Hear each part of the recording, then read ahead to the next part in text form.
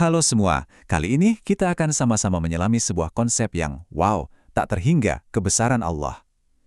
Kita akan coba memahaminya lewat kumpulan hadis yang luar biasa. Oke, yuk kita mulai dengan satu pertanyaan yang mungkin pernah terlintas di benak kita. Sebelum ada bintang, sebelum ada galaksi, bahkan sebelum ada yang namanya waktu, sebetulnya ada apa? Nah, pertanyaan ini jadi titik awal perjalanan kita. Jadi, bagian pertama ini kita akan bahas tentang eksistensi Tuhan sebelum ada ruang dan waktu. Dan gimana ceritanya semua hal itu sudah tertulis jauh sebelum diciptakan. Ini fondasinya. Hadis pertama ini ngasih kita gambaran yang paling dasar. Sebelum ada ciptaan, sebelum ada sesuatu yang lain, hanya Allah yang ada. Ini adalah konsep keazalian. Artinya, keberadaannya itu abadi, nggak punya awal. Dan yang lebih bikin kita takjub lagi, hadis kedua menyebutkan bahwa takdir seluruh makhluk itu udah dituliskan oleh Allah 50.000 tahun sebelum langit dan bumi diciptakan. Coba bayangin, cerita kita semua, narasi kosmik kita, udah ada bahkan sebelum panggungnya sendiri diciptakan.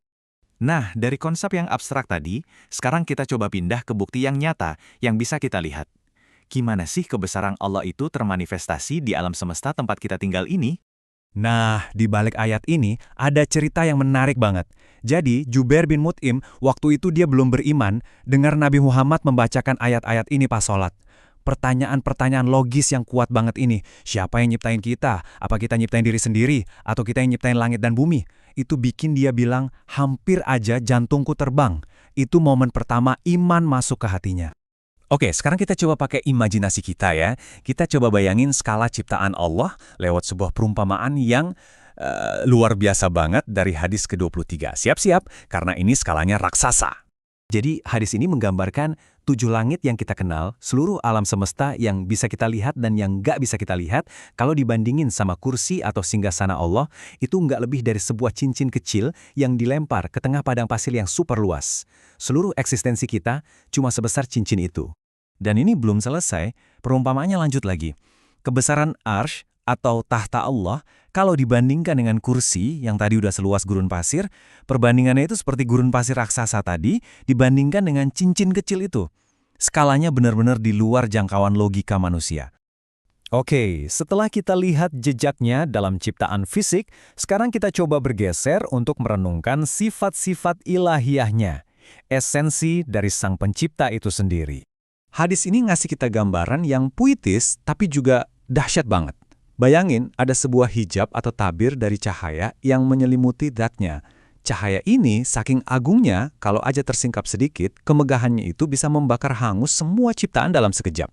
Ini nunjukin betapa terbatasnya kapasitas kita buat memahami hakikatnya. Yuk, kita coba bedah salah satu hadits qudsi yang paling dalam maknanya.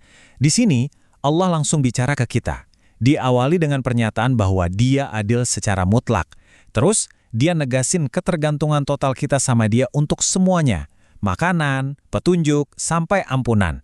Pada dasarnya, kita ini nggak punya apa-apa tanpa dia. Dan di hadis yang sama, ada analogi yang luar biasa tentang kemurahannya. Bayangin deh, kalau seluruh manusia dan jin, dari yang pertama sampai yang terakhir, ngumpul bareng, terus minta apa aja yang mereka mau. Dan Allah kabulin semuanya.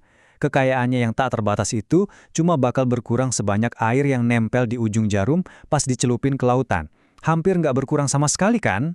Kisah yang satu ini benar-benar luar biasa. Hadis ke-26 nyeritain seorang pria yang nggak pernah berbuat baik seumur hidupnya. Tapi dia punya satu hal, rasa takut yang amat sangat besar akan kekuasaan Allah. Dia sampai berpikir kalau abunya disebar, Allah nggak akan bisa membangkitkannya lagi. Tentu aja Allah mampu. Tapi waktu ditanya kenapa dia lakuin itu, jawabannya simple. Karena aku takut kepadamu. Dan hanya karena rasa takut dan pengakuan akan kebesarannya itu, dia diampuni. Oke, sekarang kita masuk ke tema kekuasaannya yang mutlak. Dari yang skalanya kosmik banget, sampai ke level yang paling personal dan ada di dalam diri kita.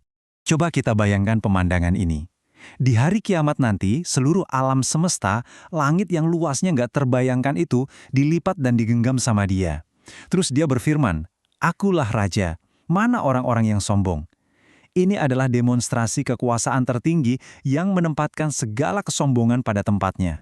Dan dari skala kosmik yang super besar tadi, kita langsung loncat ke skala yang paling intim, hati kita. Perasaan kita, niat kita, keimanan kita, semuanya ada dalam genggamannya. Dia yang membolak-balikan hati. Ini nunjukin kalau kendalinya itu nggak cuma di level makro, tapi juga sangat mikro dan personal. Konsep ini menarik banget. Kadang kan kita suka nyalahin waktu atau nasib. Nah, hadis qudsi ini ngingetin kita kalau waktu atau ad-dahr itu ciptaan dan kendali Allah sepenuhnya. Jadi, mencaci maki waktu pada dasarnya sama aja kayak kita komplain ke sang pengaturnya. Dialah penguasa mutlak atas siang dan malam. Nah, dari kekuasaannya atas waktu, kita sampai ke tema terakhir. Gimana kebesaran Allah itu terwujud dalam keadilannya yang sempurna di hari akhir nanti. Kisah di balik kutipan ini sangat kuat. Nabi pernah dengar tentang seorang wanita tua di Habasyah yang haknya direbut. Wanita itu bilang, nanti dia akan menuntut keadilan di hadapan Tuhan. Mendengar itu, Nabi membenarkannya dan menekankan bahwa standar keadilan ilahi itu adalah ketika hak orang yang lemah bisa diambil dari yang kuat. Jadi, gimana keadilan ini ditegakkan? Hadis ke-40 ngejelasin prosesnya. Kita semua akan datang tanpa bawa apa-apa. Semua urusan yang belum tuntas di dunia, bahkan cuma sebuah tamparan, akan ditagih. Nah, mata uangnya bukan lagi uang, tapi pahala dan dosa. Pahala pelaku ditransfer ke korban, atau dosa korban ditransfer ke pelaku. Nggak ada yang bakal terlewat. Dan alat untuk keadilan ini, timbangan atau mizan, skalanya tuh agung sekali. Hadis ke-37 menyebutkan, kalaupun seluruh langit dan bumi ditimbang di dalamnya, timbangan itu masih muat. Saking dahsyatnya, para malaikat yang melihatnya sampai berkata, Maha suci engkau, kami belum menyembahmu dengan sebenar-benarnya. Jadi, kita sudah melihat sekilas kebesarannya, dari sebelum dunia ada sampai ke hari pembalasan. Pertanyaan pentingnya sekarang untuk kita renungkan adalah, kalau kita benar-benar mencoba memahami skala ini, bagaimana seharusnya hal itu mengubah cara kita memandang masalah kita, kesombongan kita, dan tujuan hidup kita? Itulah pertanyaan yang tersisa untuk kita semua.